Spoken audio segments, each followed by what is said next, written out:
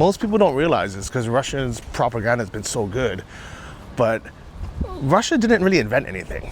Most things that people think are Russian are actually from other places in Eastern Europe or even in Central Asia that Russia kind of forced to be under USSR and just stole their culture, their history. But even things like the Lada, we think of Lada as, you know, so Russian, but that's a Fiat. It's Italian. This architecture they stole. You know, the longer I spend here, the more I realize I think Russia just stole all their architecture and, you know, pretty much everything, their food, their culture from France, who they love and admire. Because this kind of looks like a nicer version of what the USSR built. Not to mention the bathtub design in my house. I mean, look at this. This looks like something the USSR would have built kind of in a crappier way. Even like, if you ask any Russian like what their favorite dessert is, like as a child, they'll say plombier. Plombier is a French word for ice cream. Borscht is Ukrainian. They try to claim it's theirs now. Everything, like even ballet is not originally Russian. But anyways, this is life in Marseille. What do you guys think? Would you guys live here? There's a lot of Italian influence here. I'm actually going to go on a free walking tour this morning and kind of discover the history and why. But let's start with some bread at this little patisserie, this little boulangerie. Bonjour. Croissant? Yes. Un. Et café? Black, yeah, one. Merci. Look at all these nice pastries here, guys. These look really sweet though, but delicious. So, this is gonna be my first coffee. It smells good actually.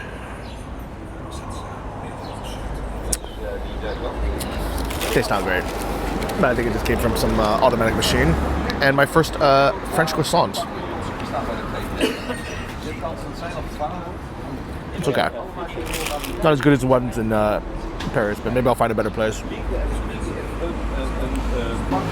This brand is not the best. Maybe I should just get a coffee and cigarette like these guys. That was quite a nice breakfast, and we're gonna go on one of these tours now. And maybe I'll get a little more pizza later. It was quite good last night. You're gonna see more Italian restaurants here than actual French restaurants. And most people don't understand this, and thankfully, because if you had to, life would be a lot harder where you live. But almost every single country wherever you live used to belong to another country or was like occupied by another country or influenced by another country. Here, I'm assuming, was part of maybe the Roman Empire or Italy at some point. Just from what I know about the coast of Nice, where I was last time, but also just judging from the architecture, the food, the culture. I'll learn about it on the walking tour right now that I'm going on. But if Italy invaded France right now, 2022, 2025, they can technically have a historical precedence saying, well, we're just taking back our historical land. We're protecting the native Italians or native Romans here, the Italian speakers here, and which there are a lot. But you're not allowed to do that anymore. This is not the medieval times. You weren't even allowed to do it back then. But people with the bigger army would just do it, and it was wrong. And I would like to have thought the world has changed, but Russia has proven it's not. Vladimir Putin has promised revenge for Ukraine's drone strikes on Russian air bases at the weekend. But thankfully, thank God, it's safe here because it's beautiful. I'm gonna go down to the port. Even now, Marseille is changing a lot, but you can see this old history. These buildings look like they were made from sandstone, so like not coral, but like from the sea. I hope the mic won't be too windy right now, but beautiful day, kind of. Tonight at 8 o'clock, I'm gonna be meeting up with the first nomads who are here a few days early before we set sail on our Nomad cruise. This is an event I've been to twice already, long time ago before the war, and I really enjoyed it. This was my old, community of, I don't want to call them colleagues. They're not. We're all independent entrepreneurs, but just people who all work online, and we just support each other. We learn from each other. We grow from each other, and I miss them. But at the same time, I missed my old life where I didn't have to care about what's happening in politics, what's happening in the world, because it didn't affect me. I can just move. Like when there was a conflict in Thailand, there was the military coup. I was there and I was like, okay, if it gets worse, I'll just leave. I had no ties there, but now I have ties to Ukraine. And ironically, I just bought my apartment a few days before leaving, but it was planned. It was like, I knew one of the reasons why I was okay with the tenant not moving out right away and giving him 1 or 2 months to find a new place is I knew I wasn't gonna be here anyways. So the timing was really perfect, despite what all the trolls and haters saying I ran after the drone strike because I was scared. I am scared, guys. I'm not a freaking G.I. Joe action hero. I'm not even in the military. I am a volunteer. I'm an English teacher. And it's funny because no Ukrainian has ever said to me, oh, Johnny, like, why are you leaving the country all the time? Why are you such a pussy? None of them think I need to be there. They're just happy I'm there. I'm investing in their country, that I'm showing what's happening. And to be honest, if I only showed war content, half of you wouldn't be watching anymore. I have to continue to live my life, show the travel content, show the beautiful places like this. To be honest, if the US didn't have to be involved in helping kind of broker peace, I wouldn't even care what Trump does, because it doesn't affect me. I'm not living in the US. So if prices want to go up, there want to be 100% tariffs, it doesn't affect me. And not that I don't care, but I can just sit this out. But because I live in Ukraine, I live in Europe, and I want stability in the world, I have to talk about his policies. Trust me, I'd much rather just show you the beauty of France, the boats, the food. This is what I love, guys. I love living a simple life connected to the internet. And speaking of a simple life connected to the internet, things have changed a lot with technology since I started traveling. I remember like 10 years ago when I first came, every time I moved to a different country, especially on a cruise, I had to get a new SIM card, and it was so annoying and expensive. I remember in Spain, I didn't need a different one, then Italy, then Portugal, I needed a new one. It was such a headache and actually really expensive as well, especially with their siestas, where I couldn't even buy a SIM card between certain hours.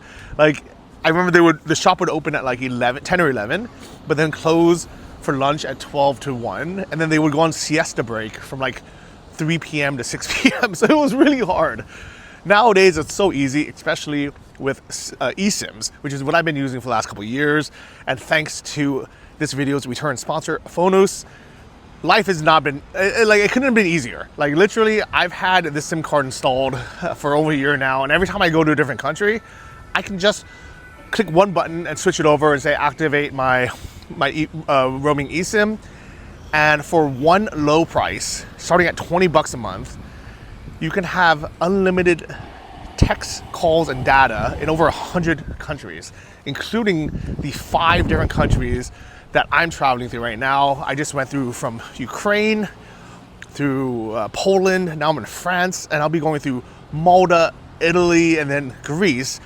And in all of them, I could just use my internet as normal, unlimited 4G, even 5G internet. It's really, really such a nice, it's such a nice technology. Like really, like people joke about technologia, but this is like real technology that makes travel so much easier.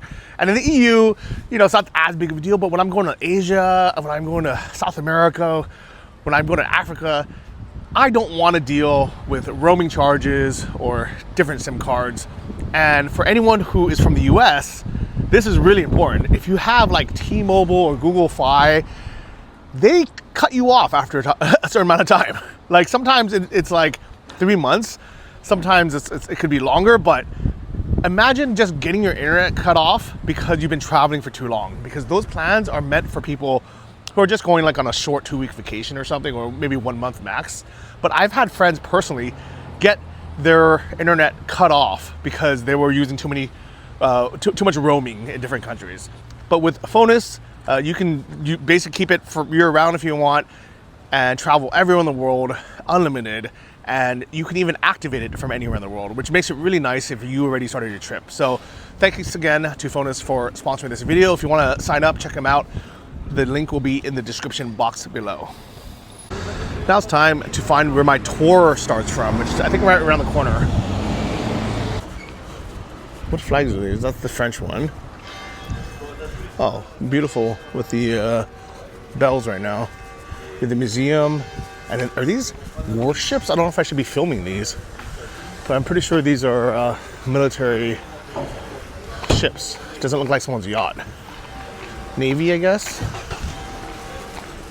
But I hope France will never need any of this. But who knows, right?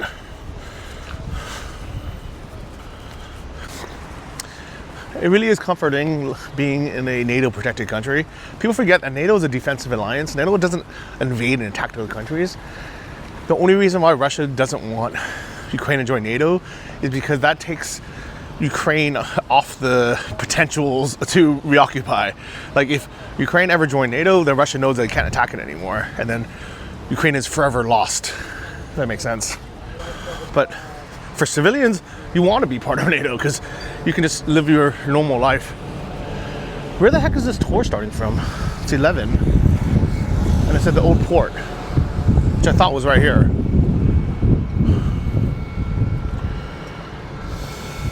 Guys, bad news.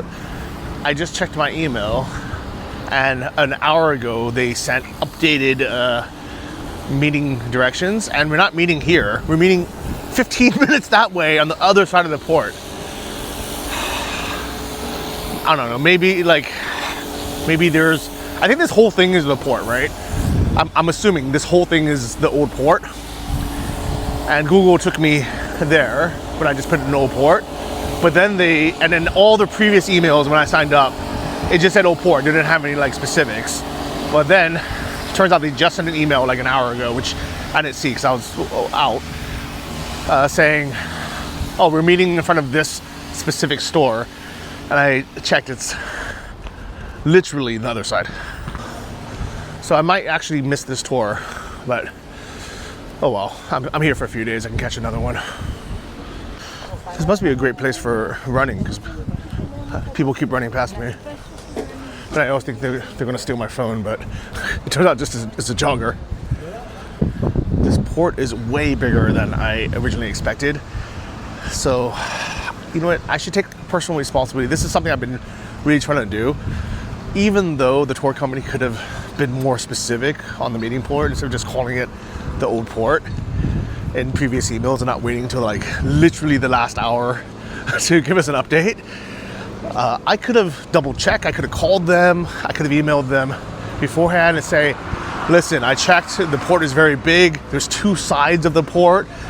I mean, luckily it's not that side, because that would probably take me an hour just to walk all the way around to the other side. If not hopping on a boat to cross it. But you know what? We're in France, guys. Come see, come say. Just relax, right? I just checked the old emails to confirm. They mentioned a blue umbrella, which is literally everywhere. And they said it's near a metro station, but I didn't take the metro here, so I have no idea where the metro station is. I guess I could have looked up the entrance, but they didn't even say what metro station. They just said it's near the metro station, entrance 1. Maybe it's fate. Maybe today I should just have it be a chill day on my own. The weather's not very good. It's supposed to rain pretty soon, so it'll probably rain during the tour. So maybe I'll just do the walking tour tomorrow.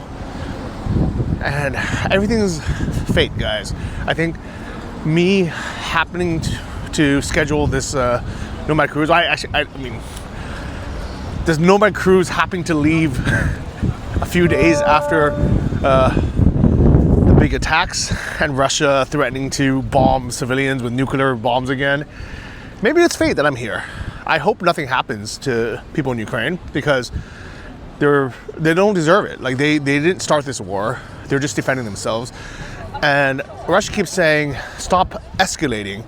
The only thing Ukraine is doing is trying to take back their land and also to destroy the bombers and weapons that Russia has been using on their civilians for the past 3 years. That's it, literally it. Russia's the one trying to take land and steal land. Russia's the one who's bombing civilian infrastructure and purposely just leveling cities to make people scared. Russia claims it's advancing in Ukraine's Sumy region. And in the aftermath of another Russian strike, Ukrainian officials said at least 4 children are dead. I don't understand how anyone can still support Russia or be so anti-Ukraine, but if you check my comments, especially in my previous videos, there's a lot of people who hate Ukraine for defending itself. It's almost like they're mad at the rape victim for struggling and not just laying there and accepting it. It's really messed up. I honestly can't understand it. It makes me sad for humanity. You know, we can't have nice things because there's so many people in the world that will always take the other side no matter how black and white and clear it is. I see the Burger King, but I don't see the blue umbrella anymore. And that might be the tour group, but you know what? I've already missed first 10 minutes. I mean, I guess I can still go on it. Here's little fish sellers. Nice fresh fish, maybe. Well, at least the perception of it's fresh. It's probably fresh, but who knows?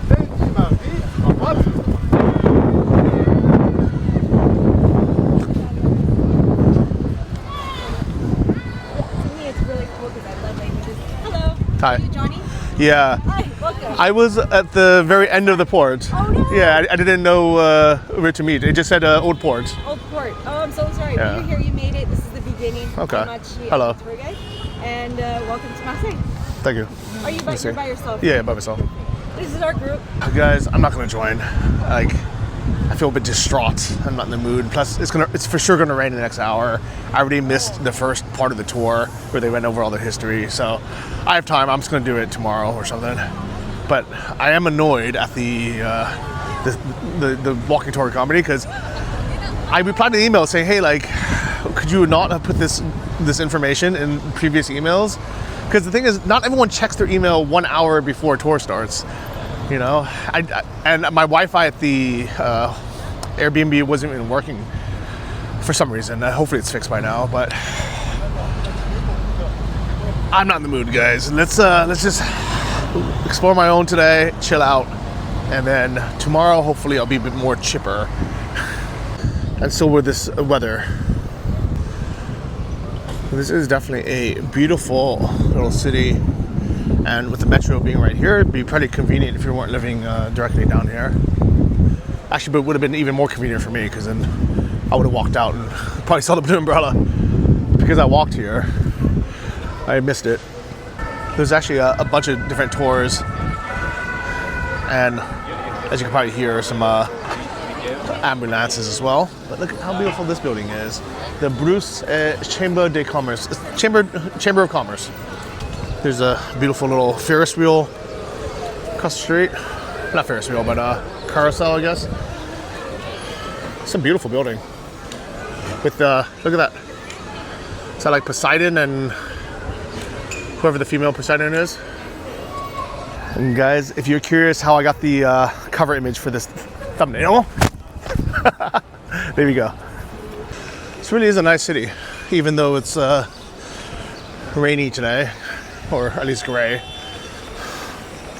But I can see the charm here. Oh, is this like a little submarine? Look at that. Really, really beautiful. Look at this. Absolutely amazing. And then right over here, looks like some underwater.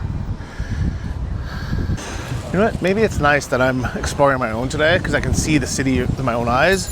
And then tomorrow, when we walk past this again with the tour guide, with hopefully better weather, then I'll be able to understand the history behind it, and not just be like, wow, look how beautiful this architecture is. Does that make sense?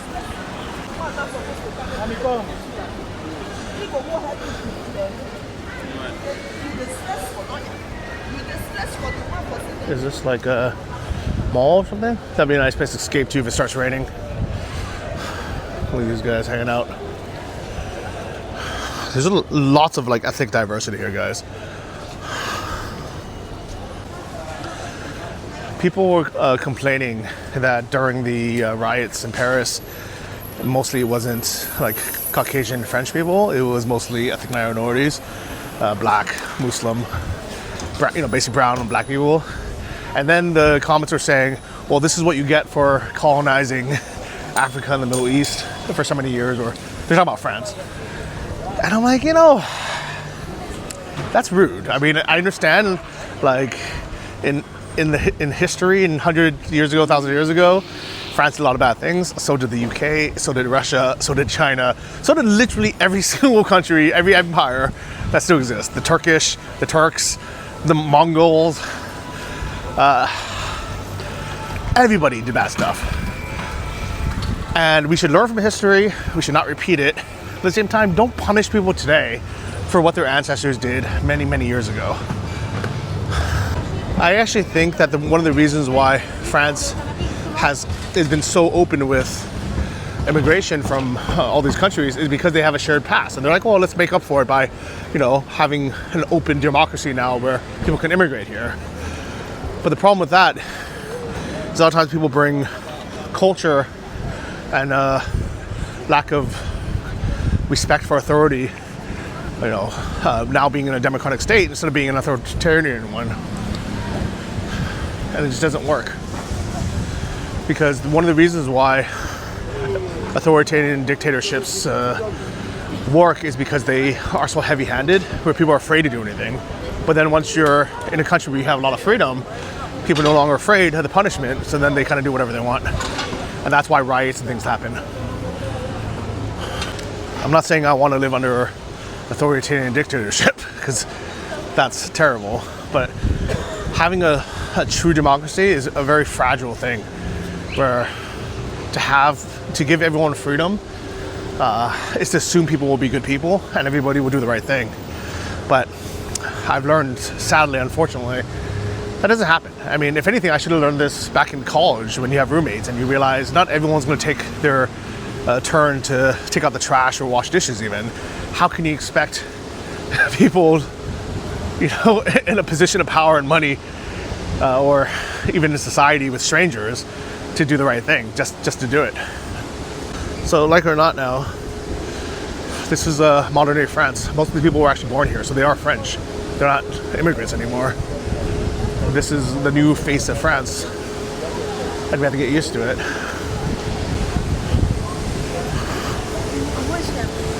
People say that this is a very dangerous city, but I wonder if it's actually dangerous, or it's the perception from the way things look and people look. Or it could be a combination of both, right? So far, I feel safe here, but again, I've been to a lot more dangerous countries. And whenever I see like families walking around, other people walking around, I'm like, I'm not going to be the first one to get robbed, you guys. Like, I used to be overly paranoid, but now I realize there's easier people in the world to rob than me.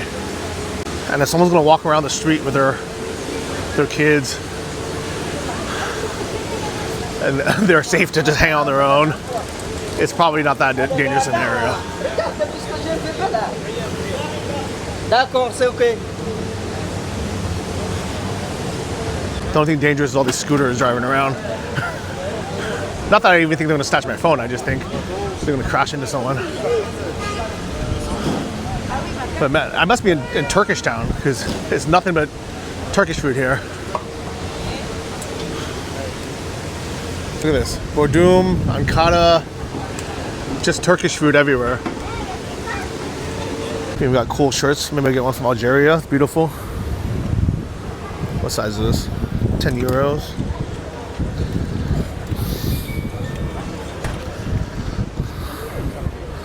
Nice shirt, actually.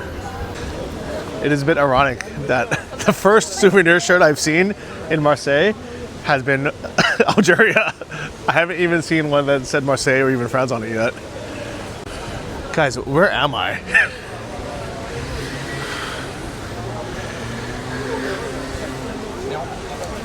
What country is this? Donc tu peux lui dire, dès que tu le vois, tu dis. Actually, you know where this reminds me of? Is Athens. Like, there's a lot of areas in Athens that look just like this. Probably worse. Like, this would be a really common sight in Athens, but usually there'd be like a passed out person on drugs there. And the architecture there is a little bit less nice. But yeah, kind of the same feeling, guys. Some conservatives say that Europe has fallen. I actually think this is actually what most of the world looked like 100 years ago. If anything, this is just kind of like the standard default, where there's bazaars and like just a bunch of like kids running around, people selling on the streets. You know, white people don't have that many kids anymore, so what do you expect? This is you know, this is kind of how things are going. It's not their fault that they're immigrating to a place where they could have a better economy, right? Better jobs, more money.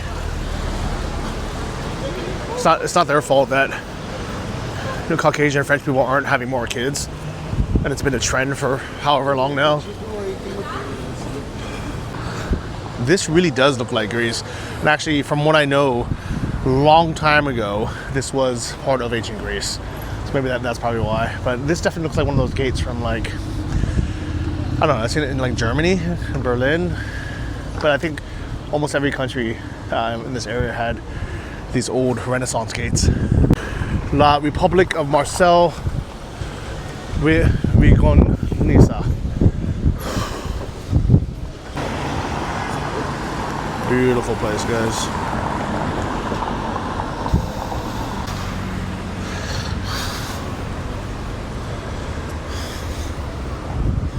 Look at this. How beautiful is this? Like, there's so much old carvings.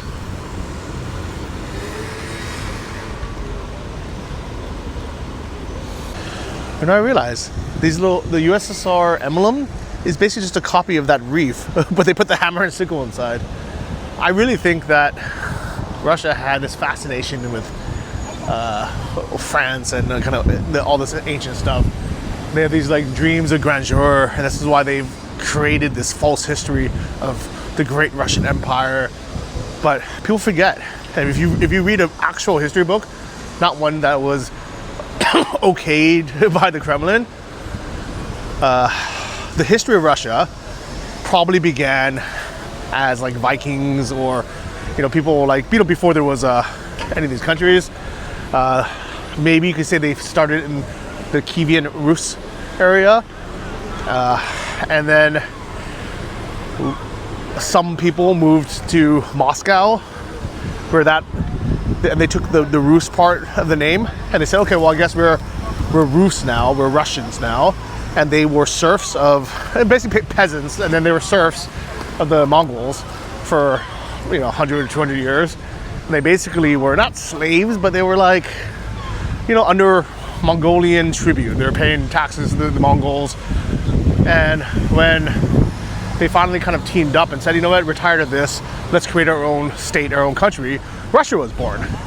So Russia wasn't really born until much after Kievan Rus. And then much after the Mongols. Oh man, are they fighting or are they just friends? No, I think they're friends. Man. Anyways, the rest of the great Russian Empire is a collection of things they stole from other countries, from copying France, from copying all these other places, from trying to like colonize. And then Russia failed twice already, at least now. It was in 1908 when the Russian Tsardom fell because of the Russian Revolution. And then it fell again in the USSR. So modern day Russian Federation has only been around since 1991. It's a very new country. It's as new as like Lithuania or any of these other places. Actually, if anything, Lithuania has even a bigger history. the Grand Duchy of Lithuania Commonwealth. Russia today is just all what we learn in movies to make them seem like this great empire. You know, world's second strongest army. It's all BS, guys. I think the more we learn about this, what Russia really is, they're just a dictatorship that had dreams of grandeur. Speaking of dreams, big dreams, I dream of some food. I think this is more of a place just to have a coffee and a beer. Kept people drinking this early in the morning.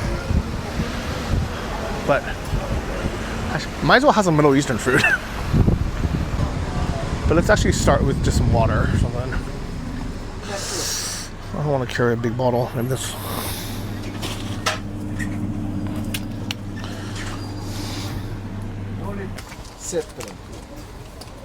C'est par carte, vous payez? I feel like it's much quieter just right over here. Maybe I have some food. What do they have? More? Oh, I don't want more pizza, guys. Maybe a sandwich or something.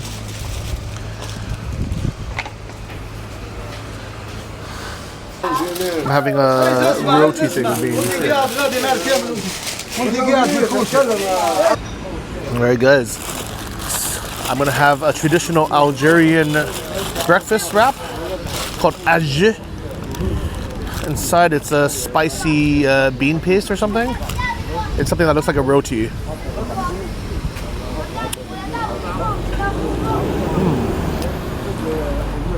It's quite nice. It's kind of strange. It's like tomato.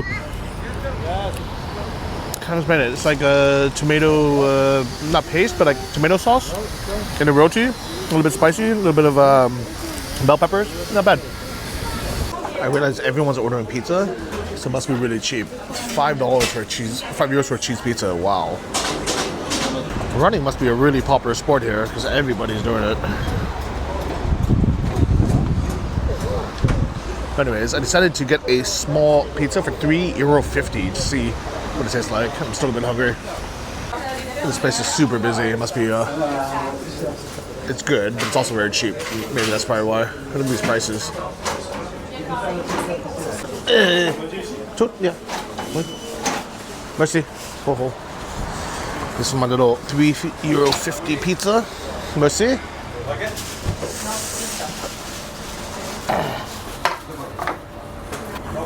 Okay, I know I just had that flatbread thing, but everybody next to me was eating pizza, and for €3.50, might as well.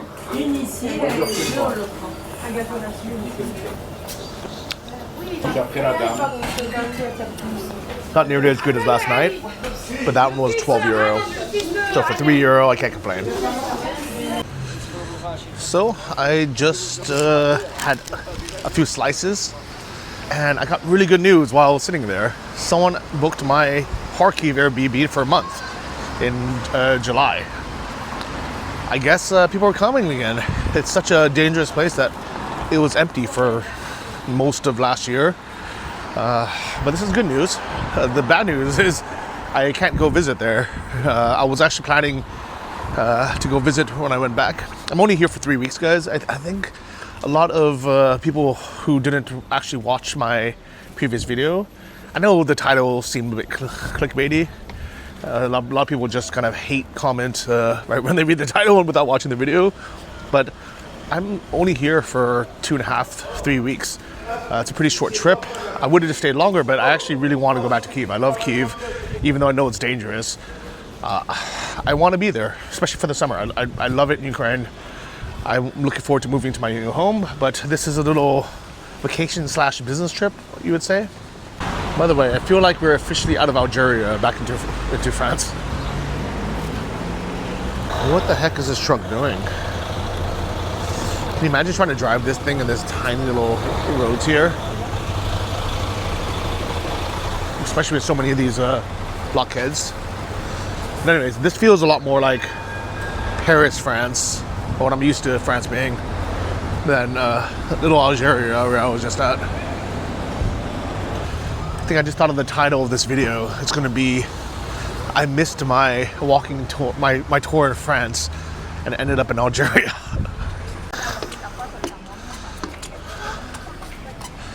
I mean, this area is also very diverse, but feels a little bit less like wherever I just was. By the way, just so no one has any wrong ideas, it's not even that I don't like Algeria, it's that I didn't expect it to be in France. But then again, I've never been to Marseille, so maybe this is the way it's always been. You know, it's a port city, so a lot of people are trading, you know, for hundreds of years, if not thousands of years. So there are probably, you know, people from all around the world here. These little Madeleines. This is kind of what I expect south of France to be like. I think it's just all tourists here, to be honest. The good news is the weather seems to have held up. It's not raining as predicted. Very windy though, so I hope this video wasn't too bad. But at least it's dry, which is always a big plus.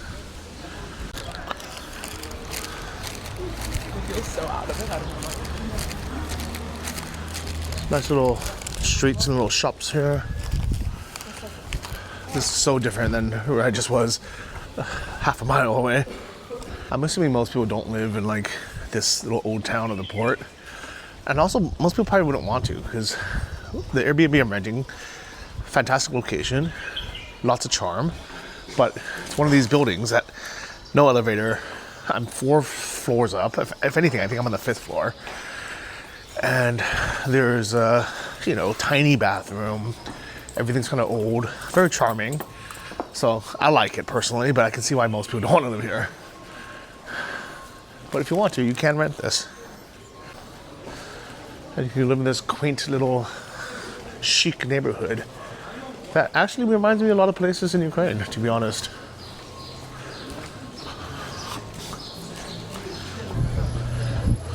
How quaint is this place, right? Little outdoor gallery as well.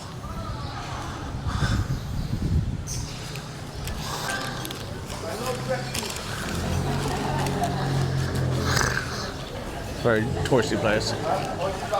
So guys, I bought some nice butter, some butter from Normandy.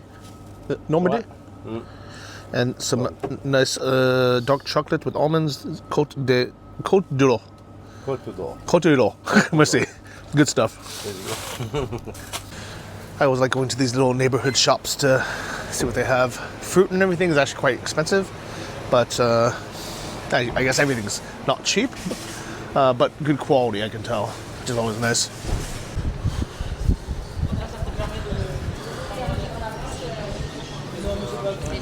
Nice place for a beer.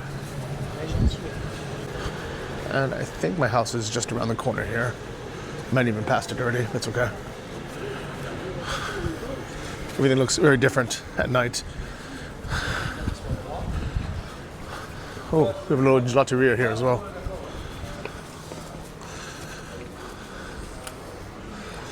It's nice to see everything open during the day.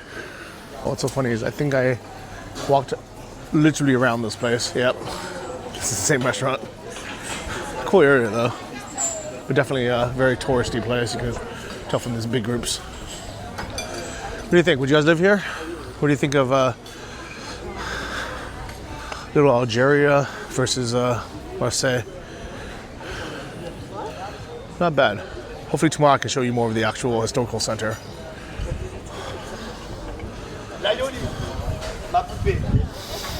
Bon appetit. The burgers look pretty good actually. Bon appetit.